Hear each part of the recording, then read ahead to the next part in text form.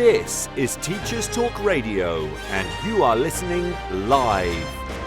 Welcome to Teachers Talk Radio, and tonight a special show on sequencing the primary curriculum. We're going to be joined by James Radburn as our host and two special guests talking about their book, Sequencing the Primary Curriculum, Seamus Gibbons and Emma Leonard.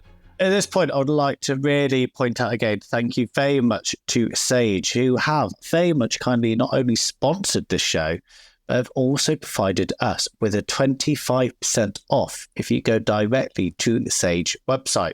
Now, the Sage website is uk.sagepub.com, and they've got a whole array of fantastic books, including this one by Seamus and Emma on sequencing the primary curriculum. Now, the most important thing around this is the discount code. So don't forget this, TTR25. So if you want 25% off any books, if you buy directly from the Sage website, don't forget to use the discount code TTR25. Hello, as Nathan did such a lovely introduction so far.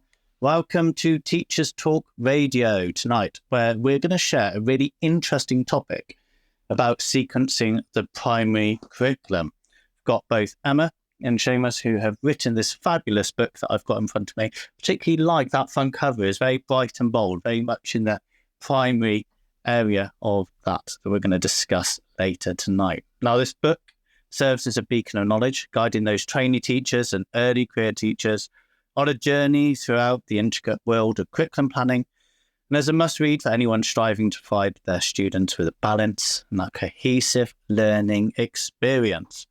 Now, it looks like we've got Emma and Seamus on the call with us tonight who are listening at the moment. So welcome. Hello, how are you?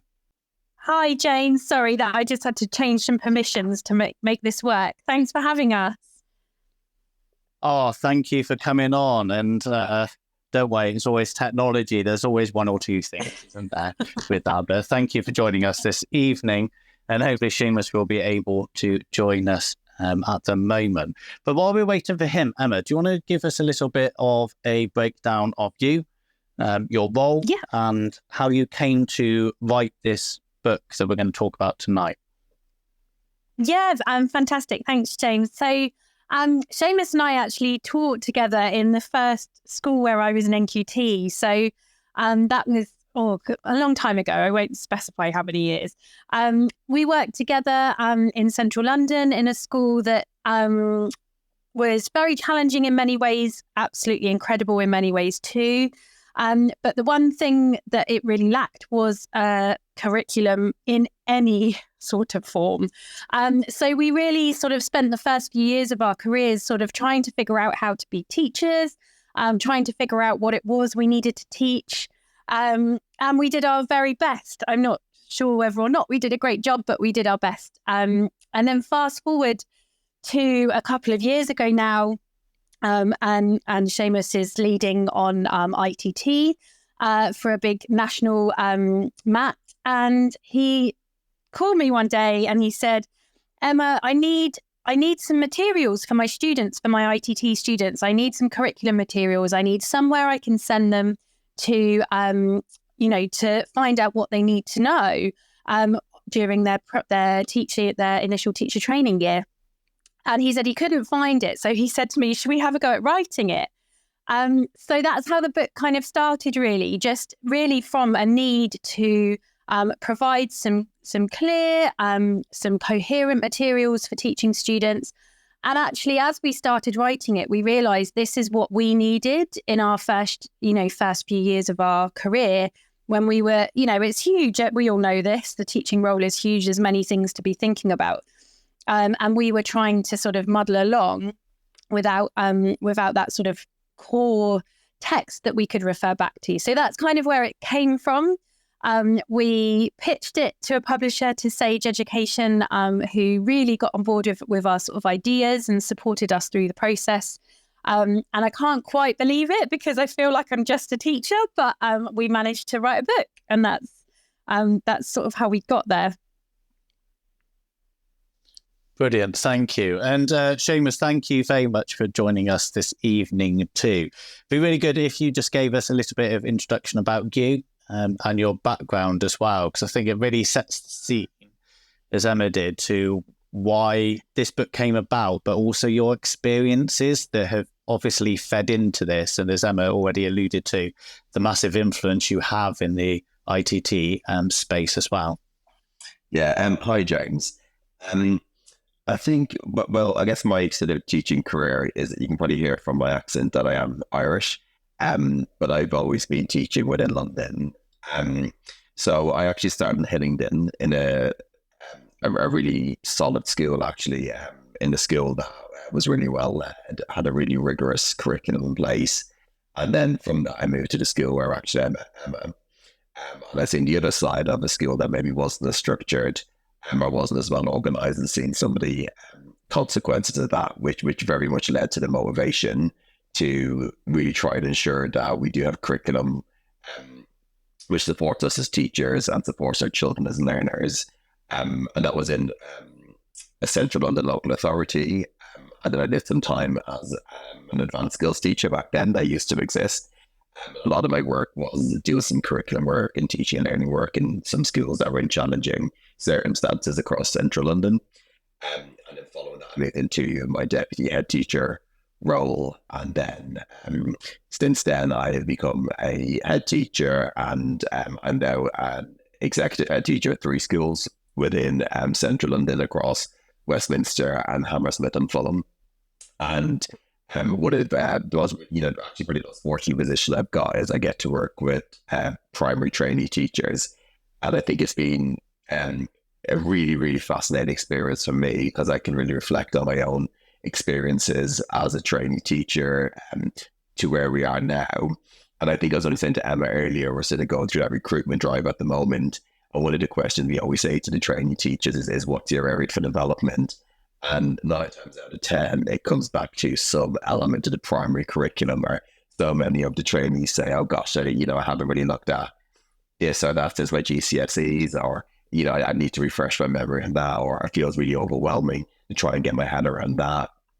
So that really sort of motivated us to really think about, well, how can we support these trainees who are new to the profession? We want them to have a really great start. We want them to be really successful. This is coming up again and again, that they are finding the curriculum a little bit overwhelming.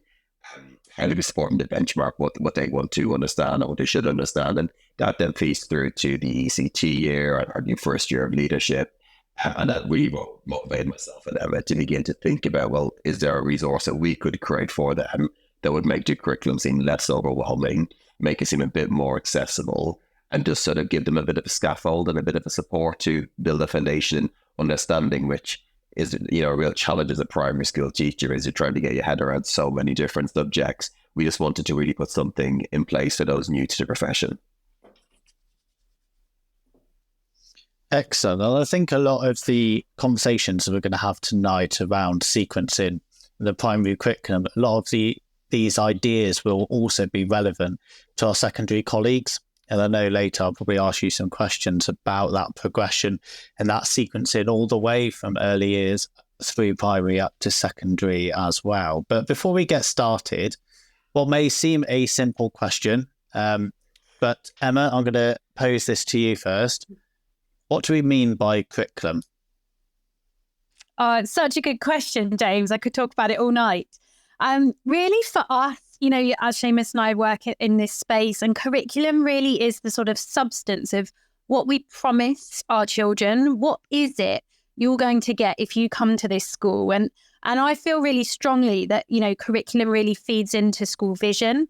And it's really our sort of gift to our children. It's what they go out into the world with. So they're going to go off to secondary school. They're going to be navigating, the complexities of teenage years. But if they've got a really solid foundation of understanding who they are and the world around them from their primary curriculum, then that's kind of the best, the sort of best way we can really prepare them. And the way we thought about curriculum in the book is the idea of it really being a journey. So the word curriculum is derived from a Latin word currere, which means to run, and the Noun really comes from the meaning of sort of a race course. So if we think of curriculum as this kind of journey that's set out for us, and we know that some children will be running that race, some children will need some support to run that race, some children might run in different directions. But if we can have this real goal at the end for what we want, that gift, what do we want it to look like for those 11, 12-year-olds, when they leave us, then we can then start working backwards and think about the steps that they need to take in order to get there. So we know, I keep calling it the new national curriculum, but as Seamus pointed out to me earlier, it's 10 years old now. But, we have the national curriculum, which sets out some of those end points of what we want children to know. But when when we're then thinking about what does that look like in the classroom, we've got this gulf where, it's this sort of like blank space where we need to try and figure it out. I've got this end goal, but what does that mean for me on a Monday afternoon when I'm going to teach my class in Year 4 art? So we need to, try and work out what it is we need to do with that. And I know from our experience in the school we taught at together, if you're shown a dusty cupboard and just given a register, off you go. And you sort of think, okay, why are we doing that to teachers? Why are we saying, just make it up as you go along? Because actually, even with the best will in the world, what you come up with, if you're not a history specialist or a geography specialist or a science specialist, is not going to be, the really best we can do for the children. So I kind of think if we go back to that idea of the curriculum being this gift, then we want it to be really, really good. We want it to be the best that we can come up with. So we've got to support teachers to really understand that journey, to understand the subject disciplines, to understand those end goals and the small steps that we need to take to get there. It's complicated. And we know, we all work, in schools, and we know it's never finished. It's never perfect. We always joke in one of my roles that we don't want to take the word draft off our curriculum maps, because they should always be a draft. The world is changing.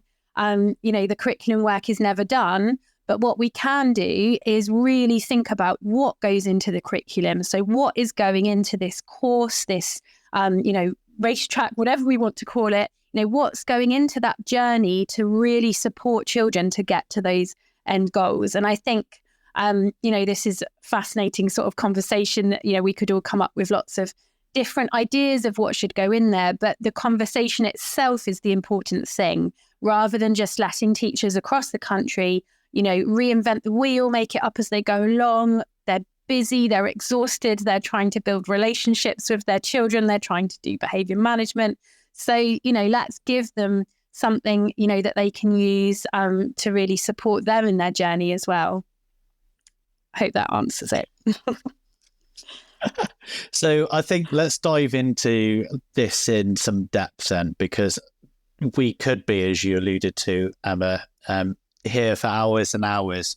And I'm going to try and guide our way through this journey, and make sure I haven't made it up as I go along as well, as you put. But I think the phrase you said there that was really good was curriculum is the substance of what we promise our children. And going through that, you have deliberately, Seamus, used the word sequencing in the title. So what are that fundamental principles behind curriculum coherence and that sequencing? And why is it really vital to primary education? Yeah, I think when we began to think around the actual design of the book, like Emma was saying, it's really quite complex to get our head around what curriculum means and what it should look like. And when we went and thought about how to lay out the book, we actually started very much with a very top level view of what is curriculum and what we mean by that. And then we moved on to what do we mean by the national curriculum. And following that, then we began to look a little bit deeper on what do we mean by coherent and sequenced. And we also dedicated a chapter to diversity and inclusion, because we thought all these elements are really important. We were talking about curriculum on the whole. And then the design of the book moved into each of those different disciplines. And we explored, why do we teach it? How can we sequence knowledge, and then provide lots of examples of what knowledge could look like when it's sequenced. What might progress look like in this unit? Where does it start in early years and how does it move up through Key Stage 1, Key Stage 2? What elements from the national curriculum, subject scope, what are some of the highlights from that? How do you build your subject knowledge as a teacher? What resources are useful? Questions for experts. And then equally, we had some discussion questions for them to reflect on, because we thought that real sort of familiar, coherent way of each chapter being in that same cycle enabled those new to the profession to really have a basis to understand what we mean when we talk around curriculum design. And a big feature, as you say, is thinking about what do we mean by coherence and what do we mean by sequencing. And I guess sort of in a nutshell, it's having those really clear endpoints. What do we want children to learn at different points in their primary education, and why? What's the rationale behind that? And then what does that look like in those small sequential steps? So if we want them to learn X by the time they're leaving us in year 6, well, where does that begin in early years? And then where does that move to in year 1, year 2, year 3, year 4, year 5, year 6? And how do we build that conceptual knowledge? And then alongside that, where is our school vision within those sequencing? How is our curriculum aligning and bringing to life what our school vision is? How is that sequencing? How is that coherence going hand in hand with what we stand for as a school? And then I guess alongside that, you're thinking about the pedagogy. What is the best way we're going to teach some of those small steps? How are we going to make sure that those children are learning what we want them to learn? When and why? And then what are we going to do about it if they don't learn it? And I think that sequencing is just really about that depth of learning, that we're teaching things in small steps and we're revisiting and we're building on it. And we're also accepting that children will forget. And forgetting is a really important part of learning. So our curriculum in those small steps is facilitating opportunities to forget so we can teach it. And I think when we talk around that curriculum design and that sequencing, it is about children getting better over time. And, myself and Emma were only talking earlier about sort of enjoyment of curriculum, and we like what we're good at. And a really important bit of sequencing is it gives children opportunities to revisit and build on knowledge and skills over time so they get better. So it might be, you were saying, for example, one of the PE curriculum, you get the opportunity to teach games. And there's always a temptation to say, okay, I might do netball one day, then I might do basketball the next day, then I might do hockey the next day.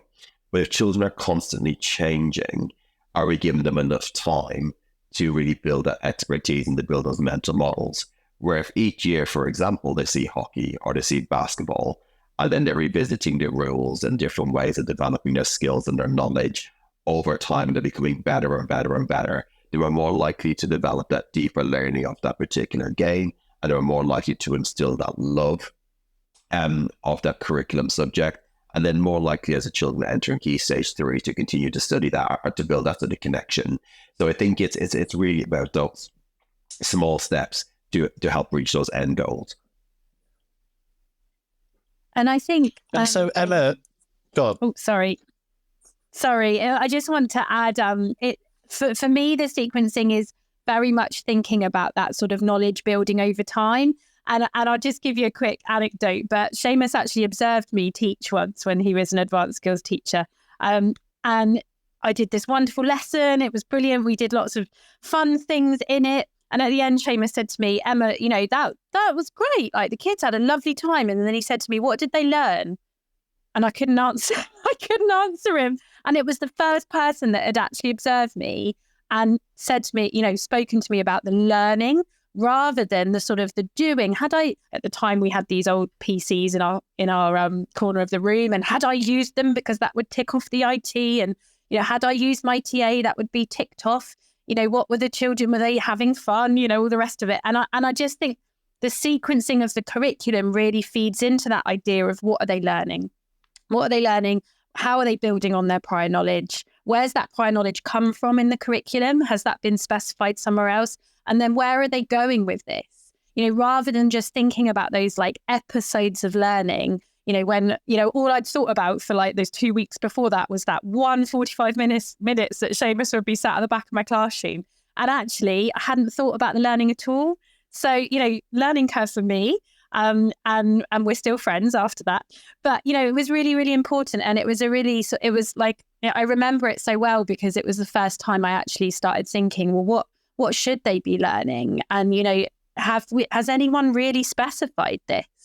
And it got me, reading into sort of E.D. Hirsch and core knowledge and all of that sort of thing. And my career took a bit of a different path. But, I think it's really important that we come back to that. If we're thinking about a sequence, what are they learning, in what order, how are they building on that knowledge? And so that as Seamus pointed out, so they can feel confident with it and, and feel like they're enjoying it because they can sense that feeling that they're getting better at something, which makes us all feel good, right?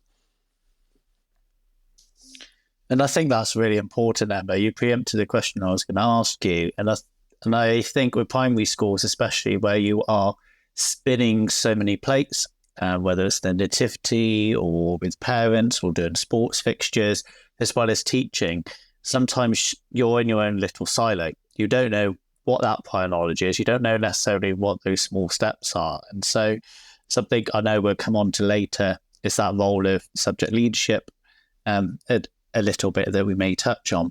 But knowing that journey through is foundational.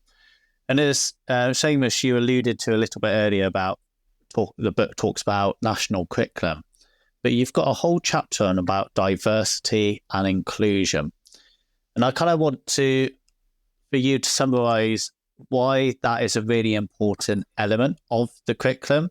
And also, we will then go into another bit about schemes of learning. But I think at this point, I want to say thank you for Sage, who is sponsoring tonight's show on Teachers Talk Radio, and very kindly sent me a copy of your book, which I have had by my bedside, looking through and reflecting myself and going through all of the questions within there, because what it does do is make you reflect. And as Emma, you just said, think about that why as well. So Seamus, over to you about that diversity and inclusion and the importance of that.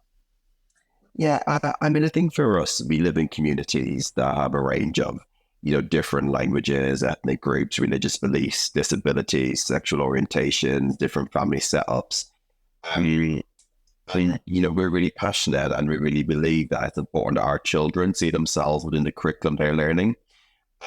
So when we are seeing different scientists or astronomers or poets or artists, it's really empowering for the children that we teach if they see themselves mirrored within that curriculum. If one of our children has a disability and they get to see somebody else with a similar disability and here's that really successful story behind it, it sends a really positive message to all the children. And as we design the curriculum, we do think it's important that those designing the curriculum, those reflecting on the curriculum, that they are thinking around, well, the children we teach, as they go through the curriculum journey, do they see themselves within it? And what significant people do our children meet as we teach them the curriculum? Are they significant role models? Could we make them, reflective more of the community we serve? Or is it just serving, one type of look? How do we ensure we've got that diversity and that inclusion?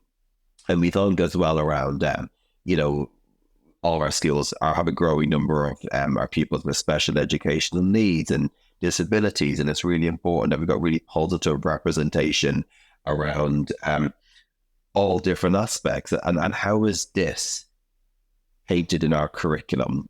Is it missing? Is it in a positive light? And if not, then what are we going to do about it? And what about stereotypes? Are there any particular gender stereotypes that are maybe could be coming through unconsciously within our curriculum? But, for in computing, are we seeing enough, females within that subject? If we're thinking around football, are we seeing enough females, and so on and so forth? And equally, when we're thinking around different family setups and members of different communities, again, is that reflective of the society we live in? Is that reflective of the community we serve? And we think it's really important and really powerful that our children see themselves in the curriculum. And that's why we sort of dedicate a particular section to that, because we thought it's a really important reflection moment in any curriculum.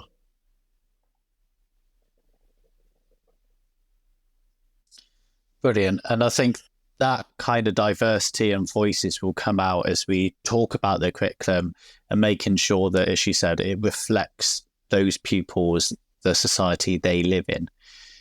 Can I ask you a question, Emma, that I think Seamus may want to add on to as well? Because I think this is something, as our curriculum has evolved, and you said earlier it's a new curriculum. It is it is 2014, so it has been out for a little bit now.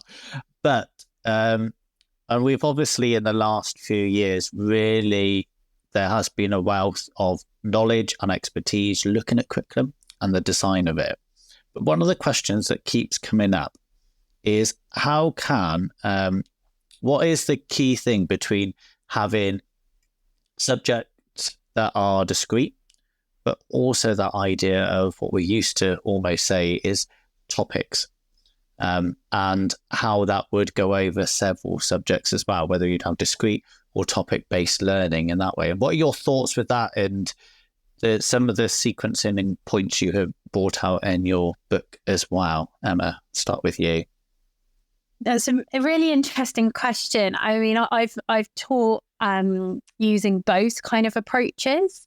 And I think both can be done really well, and I think both can be done really badly. So, it's about the thought that goes into the content of the curriculum. So when I was first teaching, it was just topic in the school. There was no, apart from English and maths and PE, I guess, maybe music, everything else was kind of lumped into this sort of vague topic.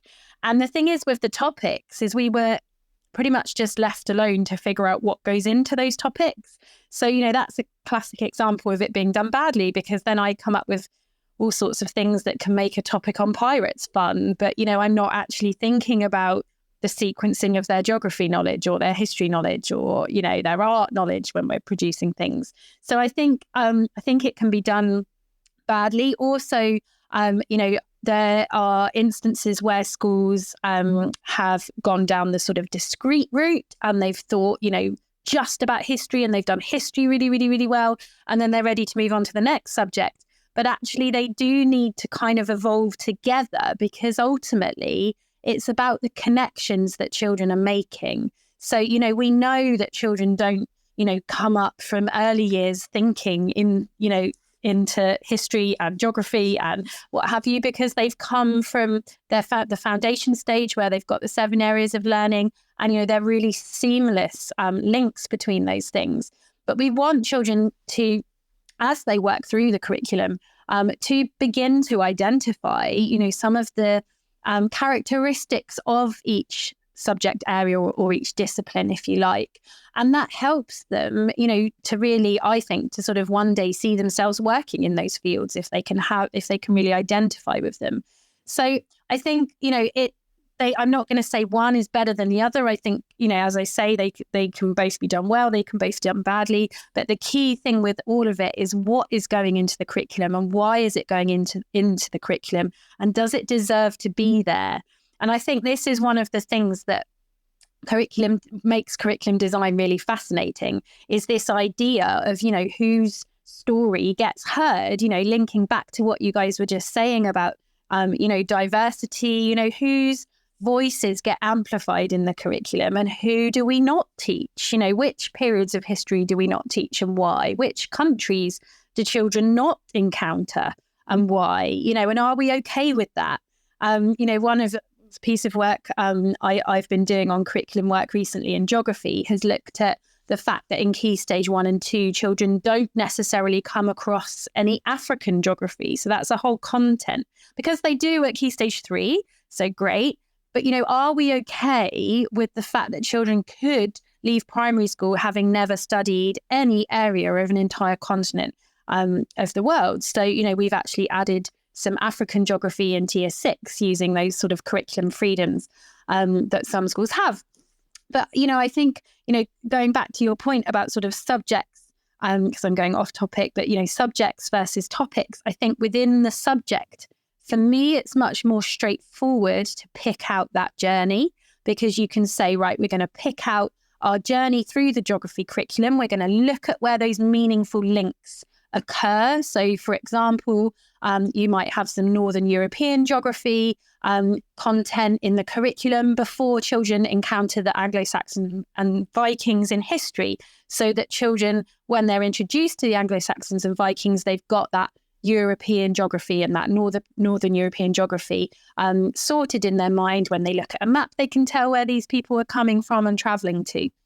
So you might have those connections, but by having geography kind of discreetly taught, you can make sure that that content is covered and where that sequencing really comes into play. I'm not saying you can't do that within a topic, but I think sometimes it is slightly harder to pull out the sort of journey of each subject.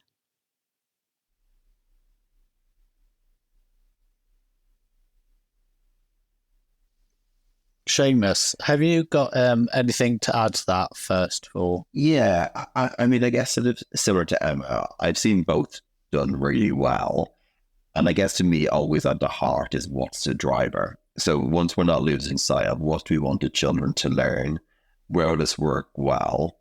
And I think when we talk around sort of cross-curricular topic learning, it's always what's driving the learning and how is this building on what the children have already learned and where the children are going next. So is it the activity or is it the topic driving the learning or is it the intended curriculum?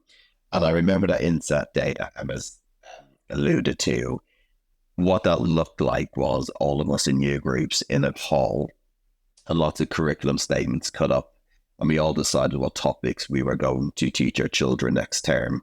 And we had complete choice over choosing what topic. But then what was happening is we were then just going and randomly choosing those curriculum statements we thought could fit in with our topic. So there was coverage, but it wasn't that sequential and there wasn't that curriculum thinking around how was this building on it. And it was very much activity and topic learning. I went in at World War II and I decided I wanted to do one or two activities. So I very much forced the curriculum into that. But really, what has got to be at the heart is the intended curriculum and having that real clarity so that there's really logical ties where cross-curriculum might work. So if I'm learning about the history of art in my art lesson, then it might make perfect sense to link this with the history learning that the children have already done, maybe about something else in the curriculum, but that might be relevant and that might make sense.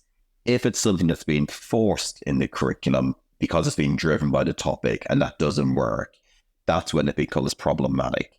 And I think it's really important that we still have that autonomy and teachers can use professional judgment if it is cross-curricular topic, that there are some times when I can teach this discreetly because that will support the children to learn it better. So I think it's just sort of getting that balance. And I have seen both. I do think the topic-based and the cross-curricular is more challenging to get right and more challenging to get that coverage in a meaningful sequential way. But I have seen some schools do it well.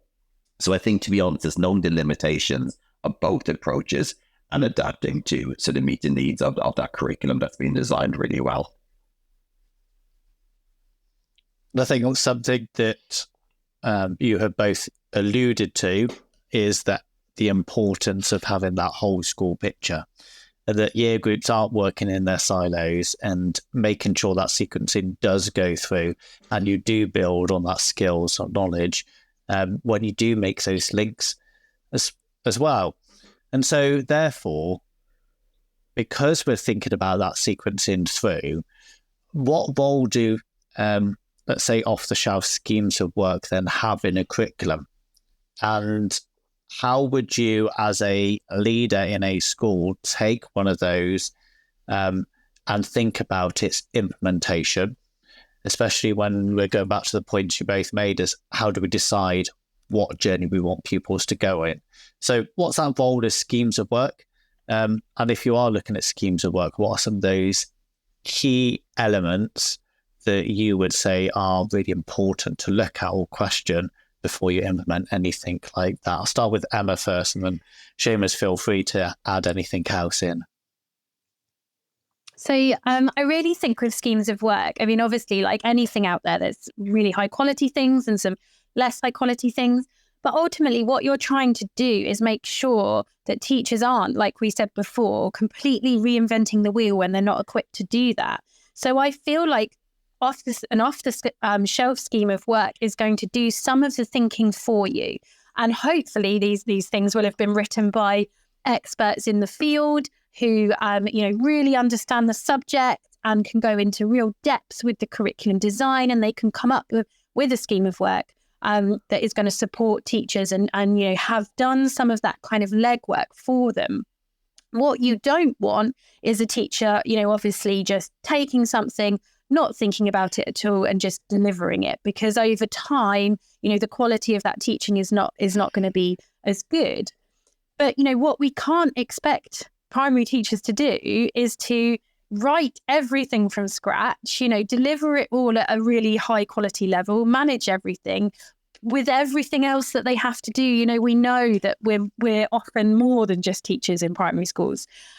So we can't be expecting them to do that. So I do think with schemes of work have real potential to impact on workload, but also to really support teachers' subject knowledge as well, because we can't be experts at everything, even though we're trying our best. And I think the subject knowledge element can really come into play there. So if you have a history curriculum, for example, that has lots of interesting teacher knowledge, about the Stone Age to the Iron Age or whatever it is you might be teaching, that then saves the teacher time. They don't have to be trawling the internet looking for the most important things that happened in that 10,000 year period of history. They can actually be thinking, right, I'm going to focus on this, and this is how I'm going to translate it into the classroom. And I think if you're using a really good scheme of work, it really has a lot of potential and could be quite powerful for teachers, because it enables them to sort of free their own kind of working memories up, to think about the pedagogy, to think about how they're going to deliver that for the children that they know best. Because, that scheme of work has been written by somebody, a subject expert, for example, in an office somewhere. And that person won't have met those 30 faces that are smiling back at you. So as the teacher, your, the really unique part of your job is your relationship with the children, your knowledge of the children. And you can think about that then when you're using that scheme of work. So I'm very pro, supporting teachers, and I think schemes of work have huge potential. Obviously, though, as Seamus said earlier, you want teachers to have a bit of autonomy to be thinking about what is working best for my children in my context. And I was talking to a school today down in Cornwall, and we were talking about teaching growing and changing in early years, and we were thinking about farming and plants, and this teacher said, well, most of the children are from farming families, and we're surrounded by fields full of vegetables. That is very, very different to me teaching that in the middle of Westminster when our playground was a concrete jungle on the roof of our building, and anything that was growing had to be growing in a pot. So teachers have to think about the context within which they're working. But the opportunity we have here with schemes of work is to really do some of that groundwork, do some of that thinking, that subject specialism that is required for some of that thinking, and then let teachers be professionals, support them to be professionals, support their subject knowledge, and free them up to think about the children that matter the most to them. And I think, just to add to that, Emma, I think sometimes there's a little bit of a guilt around using a scheme of work, but they absolutely do have a role. We can't know everything, as Emma said, but equally, some of our primary schools are extremely small. You might have 2 or 3 people leading the entire curriculum, and these resources are there to help and support. And if schools are looking at these schemes of work, I would always just want to know, what's the rationale? What's the research behind the scheme of work? How do you know that it works? It's all going to need tweaking. So what's relevant to your skill, what's not? And a really critical eye and an ability to contextualize it if and when it's needed is really important. Are there any schools who've already successfully implemented this curriculum? Can you go and visit them? What are the lessons learned? Where's the ambition in this curriculum? How can you see it's at least as ambitious as a national curriculum, or goes above and beyond it? Is that sequencing really clear to you? Is it resourced appropriately, or does that bring any additional costs or any subscriptions you might not be able to afford long term? And equally just being really mindful of the limitations of it. Where might this have a limitation for your school? So you're able to reflect on that. And so, Seamus, where then is the teacher autonomy, building on what you've just said, in terms of there is a guilt behind schemes of work sometimes? And yes, there are schools that have like 36 pupils in them compared to 800 pupils in primary school. The vast range of expertise and capacity is vast and huge, and can't be experts in everything. But often the thought behind schemes is that I've got to teach it this way. This is the rule book. This is what my leaders want me to follow. I've got to follow it in their sequence. But how can you encourage teachers to have autonomy, or should they? And how much autonomy should they have? And what are some of those guiding questions you would support initial teacher trainers initial teachers really thinking about it when they're when they start teaching as well around this area? Yeah, but it's a really interesting question, isn't it? That between directive versus sort of autonomy. And for me, when we're talking about autonomy around curriculum, really that's the leaders of the school. And I really believe autonomy is driven by those leading the curriculum or those leading from the top. They create that culture and the expectations. And I think when you actually bring it back to the national curriculum and look at some of those subjects, for a few of them, there's very little directive in the national curriculum. So subjects like music and art and PE, for some key stages, there's as few as 3 bullet points. And it's very much up to the school to put the meat on the bones of that curriculum. So the school has that autonomy to think about how they contextualize that. What architects will let pupils see, what musicians. Whereas there's other subjects like computing, which is actually really specific. So there's not as much autonomy. It's very clear you need to learn this, and it's very precise around some of those aspects of computing. So in terms of the content, there might not be as much flexibility, but you might have more autonomy when it comes around to the software we use. And often the most challenging bit when the autonomy with curriculum design is deciding what not to teach rather than what to teach. So I think that autonomy is very much set by the leaders and the culture and that sort of expectation and having some of those decisions that are reviewed on a regular basis. And I also think it goes hand in hand with pedagogy. And sometimes it's really important that there is some autonomy to consider, well, what's unique about those different disciplines, and then consider the appropriateness of the level of autonomy that's given to those different disciplines.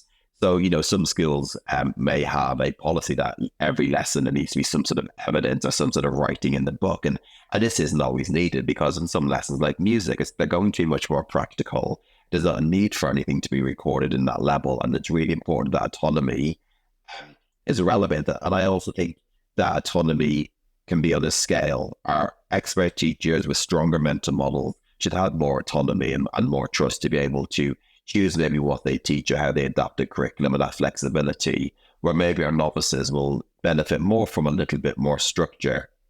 So I do think that's really important. And alongside that, a real continuous cycle, which is constantly looking at reviewing and improving the curriculum. And that's not just fixed. And as Emma mentioned earlier, it's draft. So, we taught a unit or we've taught a term. Is there anything missing? What do we value as a school? And are we seeing this come through in our curriculum? If not, then is there a place to fit this in? Are we prioritizing the right things? How are we getting feedback from the curriculum, from the pupils, the parents, the teachers, the leaders? How do we continuously improve? And then we're giving that autonomy and that collective buy-in. And then, of course, context is key with that. We need to have that autonomy. Just sometimes, if I have a class where there's a very high level of special education needs, that I might need to adapt how I teach, or I might need to make some different decisions around which content I teach or which content I prioritize. And that is important. I do have the autonomy to do that.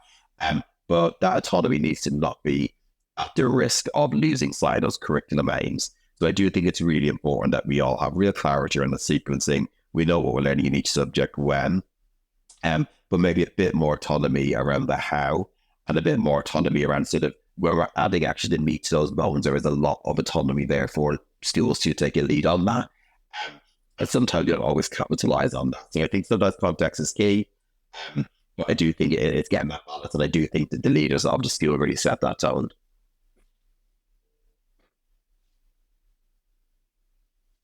And Emma, does that reflect into some of the work that you have seen?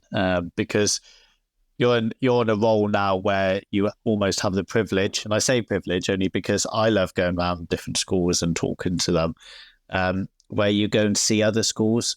And do you see that sometimes teachers are very rigid and don't have that opportunity for autonomy, and does it in some ways and at some point be detrimental to what those curriculum aims are? Like you say, one of the huge privileges is working with teachers and working with schools across the country to see how they're implementing something. And one of the things that I think is really, really interesting is seeing how different schools take the same documents but turn them into something that works for them in their context. And I think, the really key thing is that we always say with this, once you've bought into it, it's part of your curriculum. So you call it your curriculum, you take ownership over it, and you have responsibility for making it work really, really well. So it's just a piece of paper, really, without the thought that goes into that implementation, as Seamus said. And I do think that is really, really important, because what we have seen, we used to do, so we had the planning documents for the curriculum, and we used to have flip charts that went with it as well. Not for the whole curriculum, but we started off having the flips in a couple of our schools.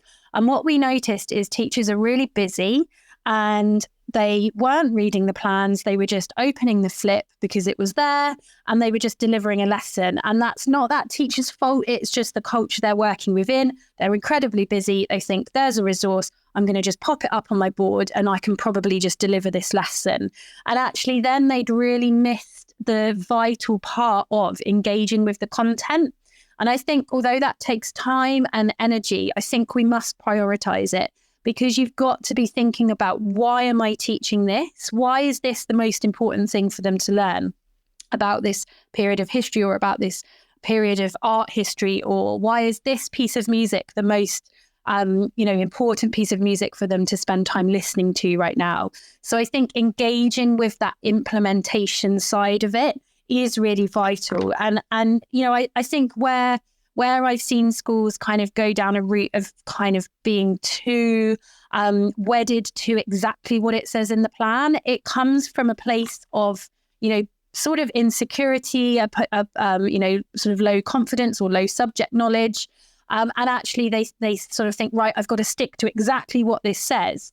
And that might be a process some teachers have to go through, some schools have to go through in the sort of first year of implementing something before they can really find their feet and say, do you know what? Last year when I taught that, I really stuck to exactly what it said on the plan. But this year I know more, I've got a bit more experience under my belt, and I'm going to be able to deviate from it slightly because I know actually there's some locally relevant history that I can include in this lesson on the Romans. Or, I actually know that there's some geographical feature that is really local, and so I'm going to add that in instead of something that they've given an example of in the curriculum. So I think it comes with time and confidence, and this idea that curriculum is always evolving means that, yes, you might be using a resource like primary knowledge curriculum or something else, but over time it becomes yours and it becomes right for the children that you're teaching in your context. I mean, if you went completely the other way, and I've seen this with teachers, they look at the lesson plans that we provide,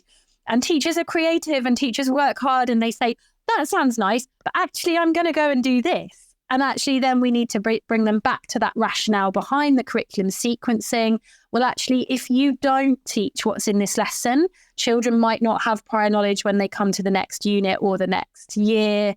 If you don't teach what is in this lesson, we're going to accidentally create a gap. So we just need to be thinking about, the what and the why all the time. If we do deviate from, a scheme of work, we need to have a reason for that, and we need to think about the consequences of doing that. It might be absolutely fine. It might be that we accidentally create knowledge gaps. So we need to be aware, of what we're doing. So yeah, I think the sort of the idea of kind of sticking to something too rigidly can be a problem. But also over time, I think teachers, their subject knowledge increases and their confidence increases as well. And then they can make, better decisions. The decisions I'd make now with, many years of experience under my belt are very different from those experiences, those decisions I'd have made, as what was called an NQT back then. So I think, it takes time, it takes professional development. But, what we really want to do with all this curriculum work we're doing and with the book is we want to support teachers to flourish, because, a flourishing teacher is going to be the best person to put in front of those 30 children. Let's dive a little bit into a couple of subjects. And probably a good way of doing this is looking at 2 different disciplines, PE and also history, and having a look at those in particular. But before we go into those subjects, Seamus, tell me about, and I know when we already did a lot of work for this show beforehand, we talked about this idea of academic rigour. And what does it mean for a teacher to engage in academic rigour, especially with the subject of history, and what that may look like in the classroom as well? Yeah, I think academic rigor, that's a funny terminology, but I do think we need to have the expectation that the children, that the adult teaching the children does know enough about what it is they're teaching the children. And it is important that we do have that academic rigor in place. So, if you're thinking around a subject like history, it is really important that the teachers have a deep understanding of chronology, and those teachers can have a deep understanding of, this period of history, this is where it's placed within history. They're able to really articulately talk about how, what we're learning is maybe shape the future, and that academic rigor really supports this. I think a really important part of the academic rigor from teachers is that you're able to then anticipate and correct misconceptions and ensure that children aren't developing some of those common misconceptions. So, a really typical one, as Amy mentioned, history is sort of the Viking helmets with the really sharp horns. That's still taught quite frequently. But when the teachers are experts and have that more academic rigor in that subject, they've got a real awareness of what some of these misconceptions are. And when we know a lot about something, and it's much easier to teach them, and we can explain it much better, and we can answer questions. So I do think it's important that we do have time dedicated within professional development to developing subject knowledge of teachers, because we can't know everything, but we do need to have an expectation of what we're teaching. The teachers do know really well. So I do think it is important that within those staff meeting times, inset days, that there is dedicated time to, and really strong curriculums will already outline what are some of these typical misconceptions, what some of the secure subject knowledge we should know and be able to explain. And that enables us to be much more effective teachers.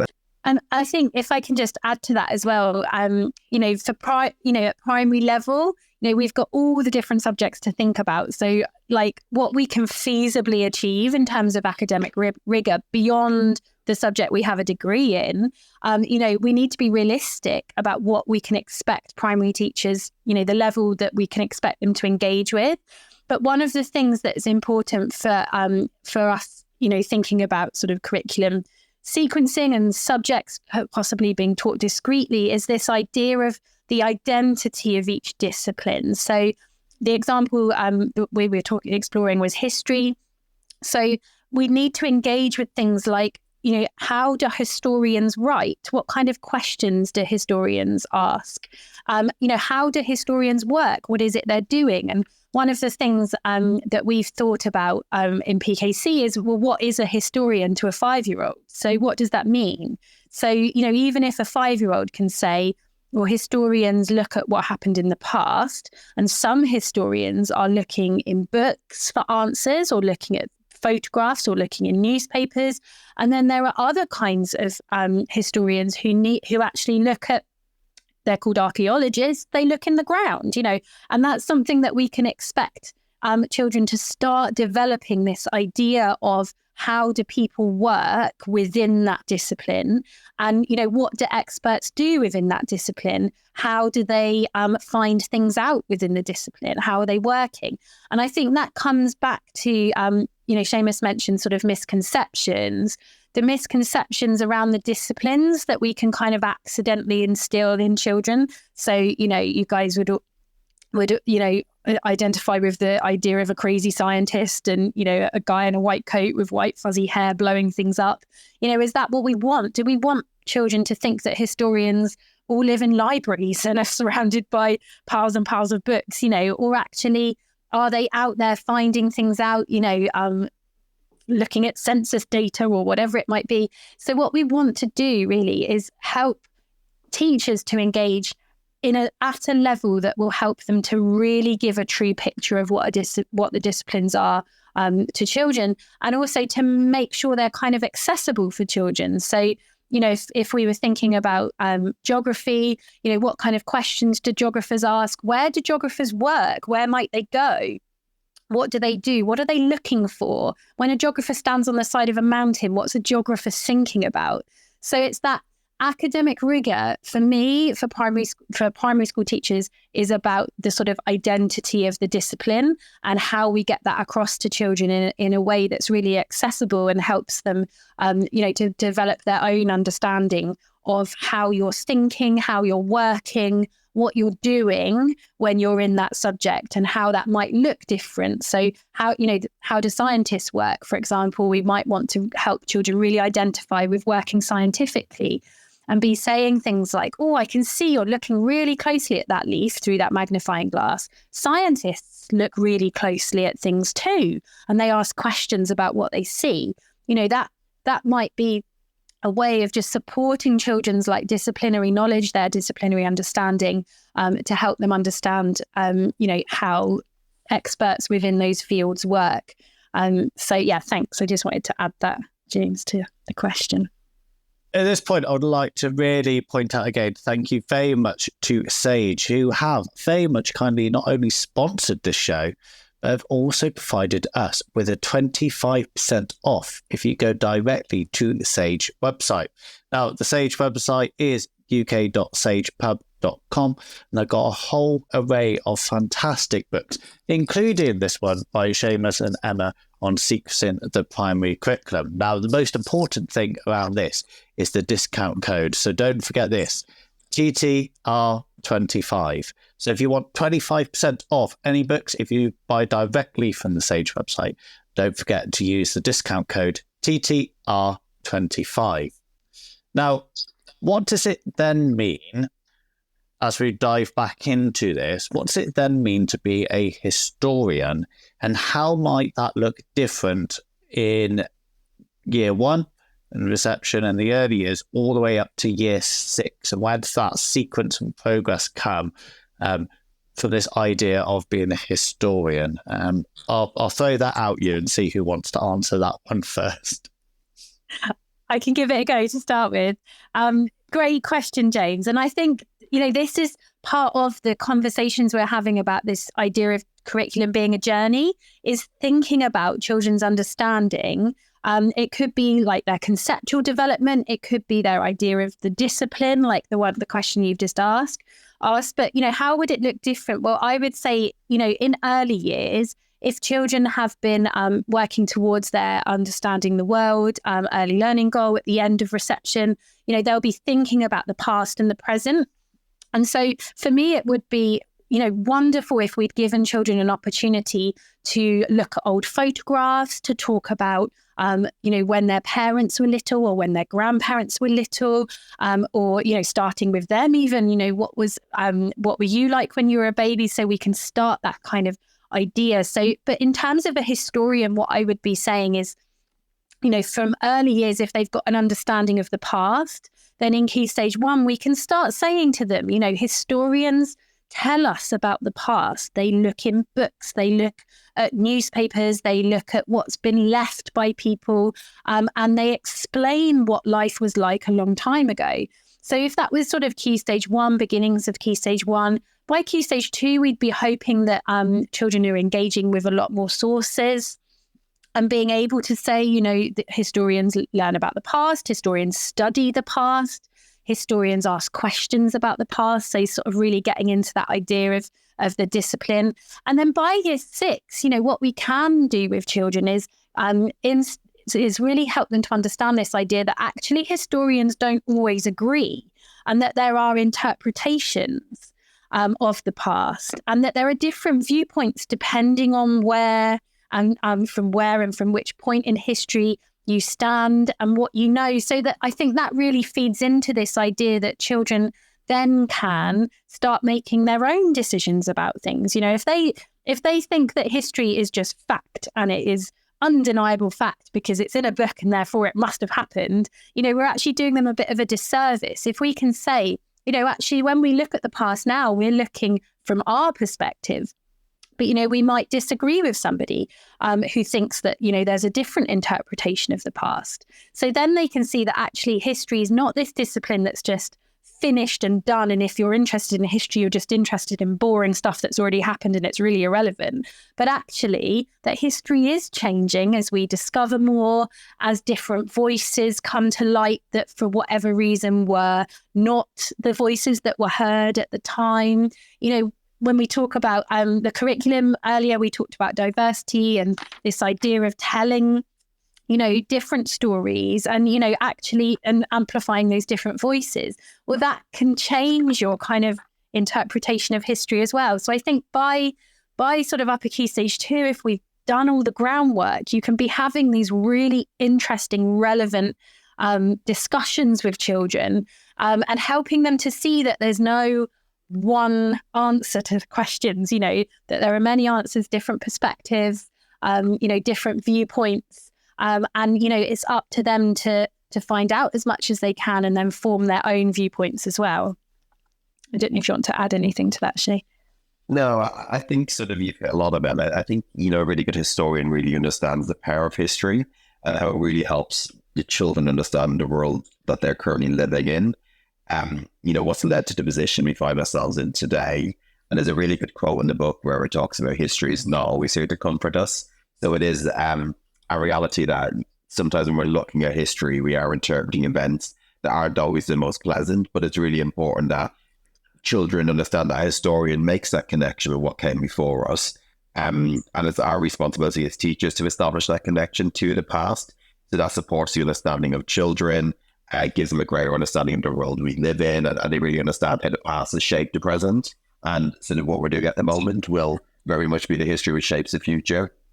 I think a really strong historian can articulate those consequences and that really deep understanding of what history is.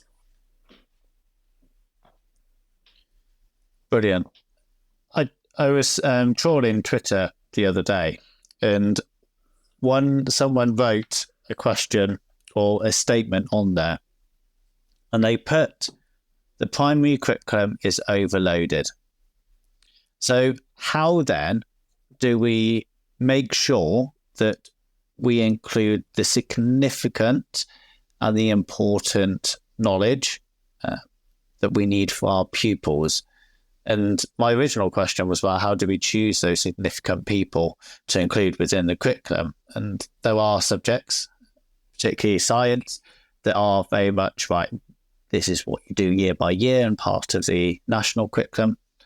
But there are other subjects that are more open to interpretation when you look at the national curriculum and its aims in terms of there. But how can we make sure that our curriculum isn't overloaded within that as well? So, Seamus, I'll start with you on this one. Yeah, I mean, I think when you look at the national curriculum document, it's 200 pages long. And I think it's not until you get to about page 169 or 70 that you come to a subject other than English, maths, or science. And I think it's part of the challenge is really understanding what you're prioritizing. So when we are thinking around a key stage 1, it is really important that early reading is prioritized. It is really important that children are developing the ability to be able to read fluently, so that opens the rest of the curriculum for them as they go into key stage 2.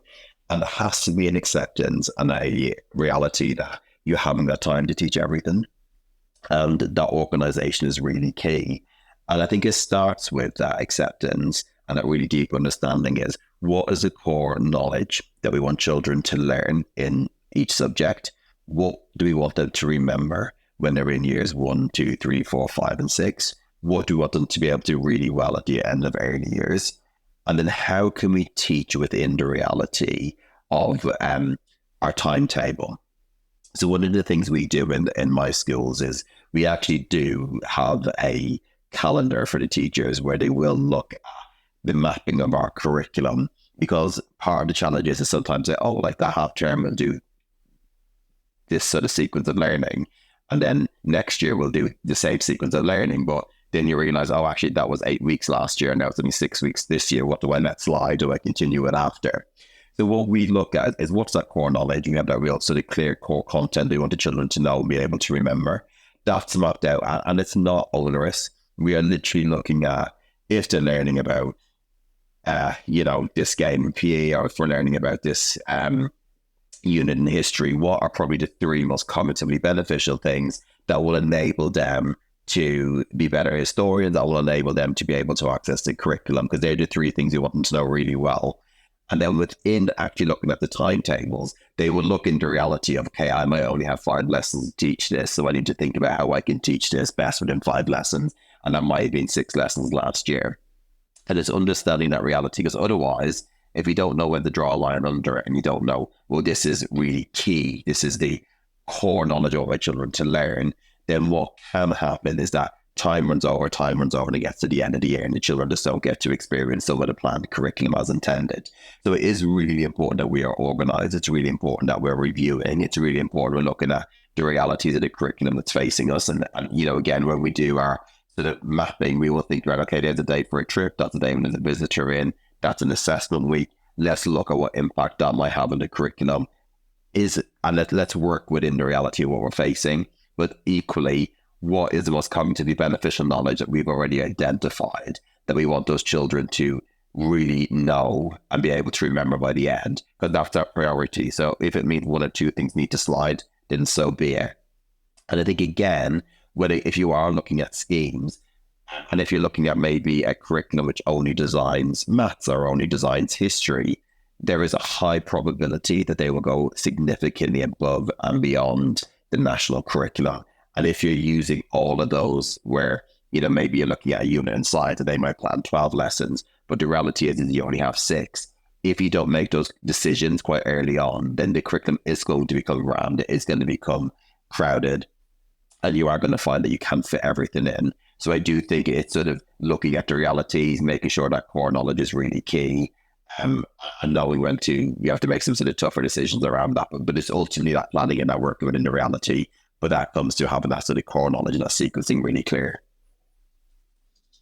Yeah, I think, you're absolutely right, Shay. And I think it's about that organisation, not kind of getting to week 5 and then thinking, oh, I'm like 2 weeks behind because we had a fire drill and an overrunning assembly, and now I'm going to miss the key bits of the unit. And I think that organisation is really key. But like Shay says, it's also recognising the reality of primary schools.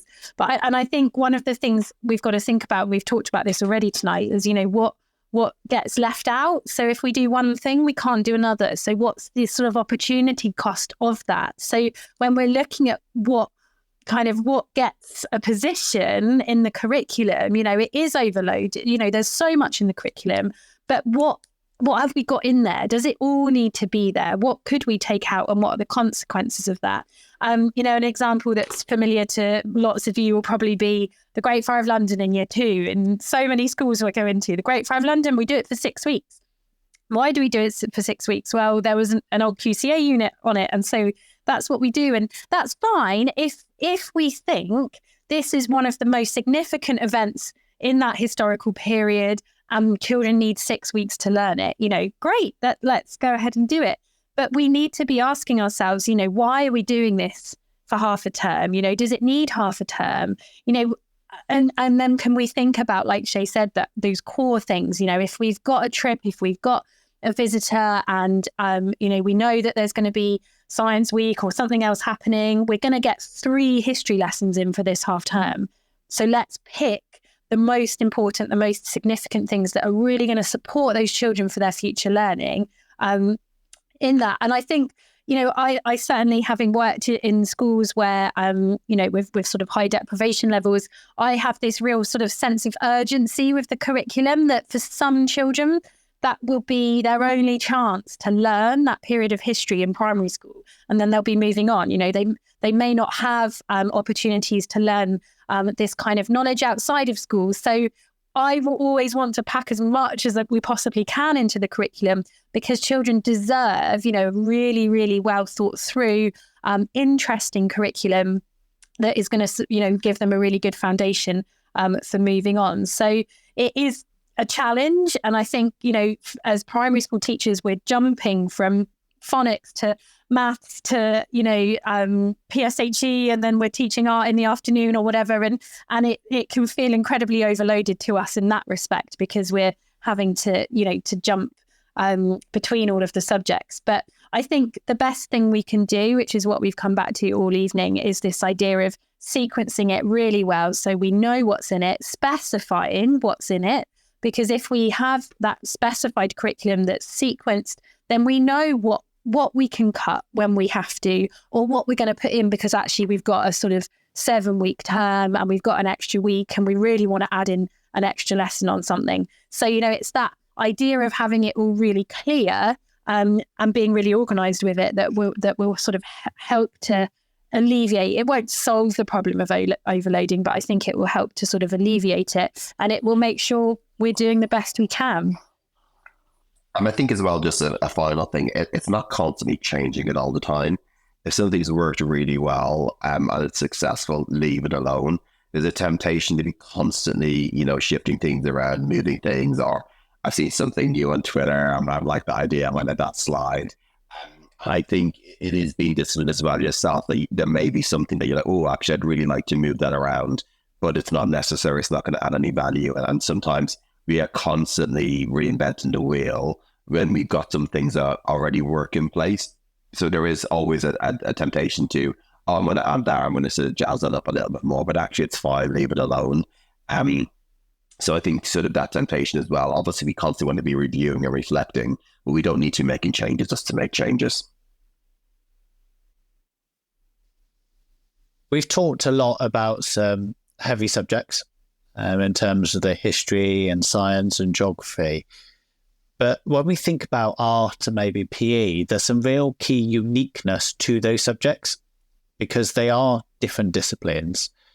But this idea of how and why is knowledge important within those? And Seamus, you said, I think it was right at the beginning, you talked about like netball. They're going to do netball and they want to get a love of netball. They've got to do that year after year and be able to do this practice. But is there a place within, let's say, art, for example, where there is time to look at how has this artist been successful? Let's have a look at the history of art that goes throughout it as well. But also what is unique to a subject like PE that we could transfer out? And I think I really come back to when you talk about leadership, and I know this book's not about leadership. I always go back to books about sports leadership and things within that realm that can be transferred to education as well. So the key question is, what can we learn?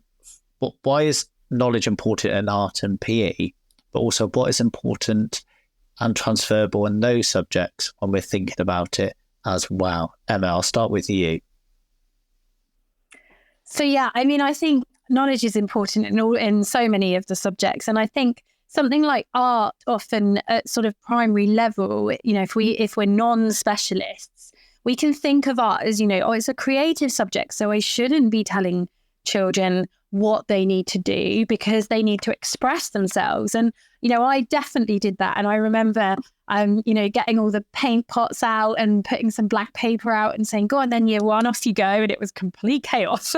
But, they had fun and there was probably value in doing that.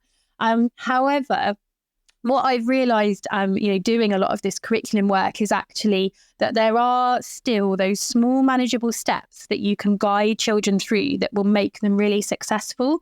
So, for example, using the example of art, thinking about how artists create texture, for example, you might want to look at several different artists and how they've created texture. And you might want to focus in on the sort of brush strokes that children can use, those very small brush strokes in different directions to create fur, for example. So if they were going to be painting a rabbit, you could look at Albert Dürer's famous painting of that beautiful rabbit that looks like you could just reach out and touch it. And you could talk to children about that. So then, you could do it in small steps over several weeks. So they're really practicing their colour mixing, so they can do different tints and shades of brown if they were going to do a rabbit. And then what they produce at the end, when you say, okay, right, off you go with everything you know now, go and paint me an animal, what they're going to come up with, they're going to feel so much more empowered because it will look better. The quality of what they're doing will have some, it will reflect all of those skills that they've been learning. And I do think that really helps to spur children on, to really love the subject. So I think it is really important, those kind of techniques that artists might be using. And I think on that sort of point, it's important with a subject like art to explain to children that, an artist doesn't just sit down one day and create a masterpiece just like that. There'll be years and years and hours of work going into developing all of the skills that they need to create those final pieces. And they might draft and they might redraft, they might paint over it and start all over again, as their ideas are developing over time, so that children don't just think, right, well, the thing I've just produced in this lesson, I don't really like it, so therefore I'm not very good at art. So I think, not only are we teaching them about the subject, but we're also really supporting their own personal development as well. So, teachers have got lots of responsibility, but, that idea of knowledge being really crucial in subjects that, we might think are more creative and therefore we need to take a step back as teachers. I think it's about knowing the small steps that children need, thinking about the sequence of those small steps, and knowing when to be responsive, when to say, right, I'm going to let you now respond, with that blank paper, knowing when to hold their hand and when to just take a step back, I think is really sort of crucial for some of those subjects. And I think just to add to that, Emma, I think there is always knowledge versus skills, and should they just be, always practical, should always be hands-on, should we just always be allowing that complete freedom in subjects such as art? But when we sort of explore and develop a knowledge of artists, what we're helping the children to do is to develop their knowledge as an artist. And one of the sort of flaws sometimes in art curriculum design is they might learn about an artist, but they might just learn some random facts. So this is where they're from, or he chopped off his ear, or sort of quite random bits, and they're disconnected. But what a really strong art curriculum will help them understand how that art is possibly showing that art is expression at the time, how that can be interpreted, and how we can read art like we do in English and like we do in literature. And if we're studying, for example, the Blue Period, and we're then understanding how that links with the relevant artists and what that's portraying, and how that's not just a painting, it's so much more. Or if we look at, there's a famous artist who went blind for a period of her life, or began to lose a vision, so she then switched to sculpture. But it's really important, for children understanding, well, actually that sort of real personal experience for them impacted and enabled them to be creative and enabled them to be inspired to, portray this element of art. And we can find some similar inspirations. And there's so many stories of, some of those famous artists who have really showed resilience and perseverance. And that gives, so many transferable messages to the children. So I think it's that knowledge and that connection. And we absolutely want our children to be sort of leaving Key Stage 2, having greater ownership and autonomy in a subject like art. But if they've, studied, say, self-portraits, and they've looked at different artists and how they tackle self-portraits, or what does self-portraits mean, and different sort of textures and approaches and styles and stories they've told, that if we say to them in year 5 or year 6, give them autonomy to do their own self-portrait, if they're much more likely to be creative, and they're much more likely to produce something more unique if they know lots of different ways and they've experienced lots of different ways. If they just do, in reception, we always do our self-portrait, don't we, as soon as the children come in, and then they go on display for a year, and then we don't teach them really self-portraits again, or sort of how we can express and show ourselves through and how different artists have inspired it, then the children are less likely to be successful by the end. So I think that knowledge enables that creativity, and knowing lots empowers you to be more creative. That's a really good way to sum it up and get that idea of love of learning, and especially moving away almost from those Jaffa Cake moon phases or the Stonehenge custard cream examples that we've all seen across curriculums. And I think now the state of affairs is we're very much looking at that why and that journey. And as Seamus, you just said, knowing that depth will always create that love of learning and be able to see that progress as well. But before we finish, I've got a couple of questions. Now, the aim of the book that you wrote at the beginning was to support those teachers who are very much newly qualified or just starting to look at curriculum planning.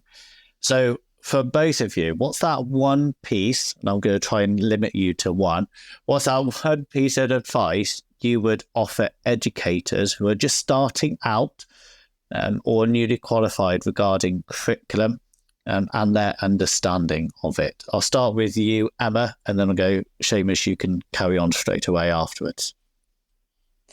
Oh, that's going to be really hard for me to pin it down to one thing. I could give you a whole book, James. Really hard. I think, okay, I'm going to have to pick something. For me, it would be sort of some words of advice, I guess. Remember the journey. So that's for the children are on a journey. You're on a journey as a teacher. I wish I could go back and say to my NQT yourself, one day you're going to be on a podcast talking about your book. I would literally not believe you. But like, it's a journey. Everyone's on a journey, and all the the children are on their own journey. You have that really privileged position to be part of the journey that they're going on. You can think about, curriculum as a journey, but also for your own subject knowledge, your own career. Teaching is a fantastic career. To be part of, education as a whole.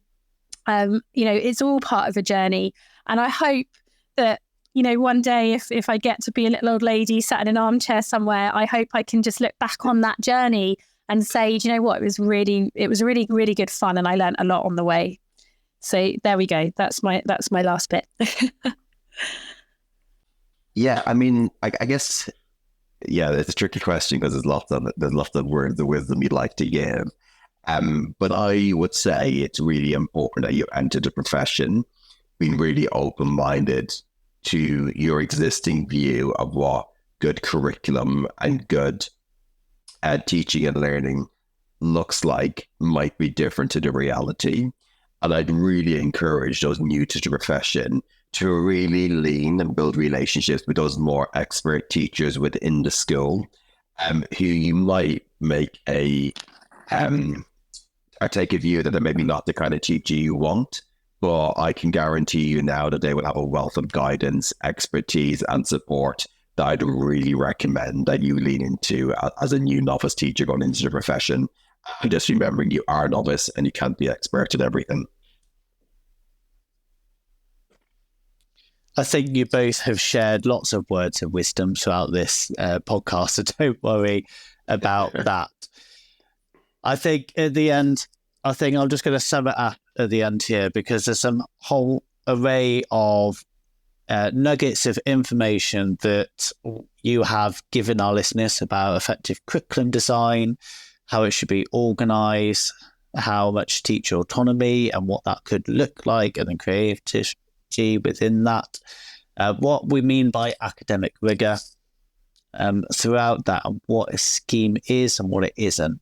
But also, really key one is about that diversity. There's also that creativity throughout the breadth of the national curriculum. And I know as a primary school teacher, the reason why I came into being a primary school is that I liked that breadth.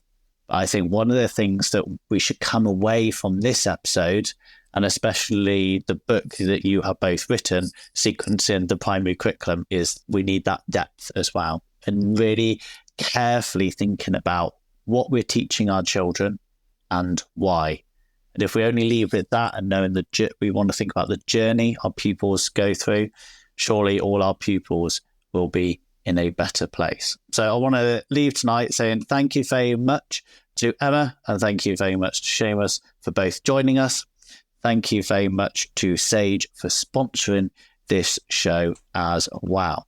So To listen back to Teachers Talk Radio, please download the Podbean app or visit your favourite podcast player and search for Teachers Talk Radio. This is on Spotify, Apple Podcasts, and all of the other podcast apps as well out there. Follow us on Twitter, or X as it's now known, at TT Radio Official, and tweet us using the hashtag. Thank you, Emma. Thank you, Seamus, and thank you, Sage, for sponsoring this. Thanks, James. At this point, I would like to really point out again, thank you very much to Sage, who have very much kindly not only sponsored this show, but have also provided us with a 25% off if you go directly to the Sage website. Now, the Sage website is uk.sagepub.com, and they've got a whole array of fantastic books, including this one by Seamus and Emma on sequencing the primary curriculum. Now, the most important thing around this is the discount code. So don't forget this, TTR25. So if you want 25% off any books, if you buy directly from the Sage website, don't forget to use the discount code TTR25. And thank you for all of you listening. I know we had some international visitors who were coming on tonight's show. And until next time, goodbye. You've been listening to Teachers Talk Radio. Tune in live and listen back at ttradio.org. We look forward to hearing from you next time on Teachers Talk Radio.